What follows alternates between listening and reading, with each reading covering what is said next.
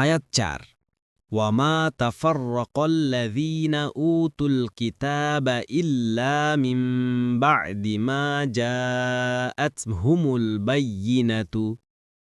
অনুবাদ: আর যাদেরকে কিতাব দেয়া হয়েছিল তারা তো বিভক্ত হল তাদের কাছে সুস্পষ্ট প্রমাণ আসার পর। ১ নং ফুটনোটের বিবরণ: আহলে কিতাবদেরই নিকটেই রাসূলুল্লাহ সাল্লাল্লাহু আলাইহি ওয়াসাল্লামের গুণাবলী, পরিচিতি ইত্যাদি জ্ঞান ছিল, তাই আয়াতে তাদের কথাই বলা হয়েছে, মুশরিকদের উল্লেখ করা হয়নি।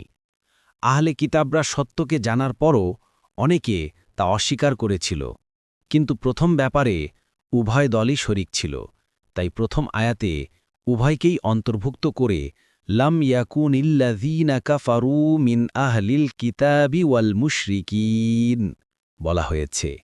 আল আদওয়াউল বায়ান। পরবর্তী তাফসিরে যেতে ভিডিওটি শেষ হওয়ার পূর্বেই এই বক্সে ক্লিক করুন। ভয়েস বা উচ্চারণে অনিচ্ছাকৃত ত্রুটি ক্ষমাসুন্দর দৃষ্টিতে দেখবেন ইনশাআল্লাহ।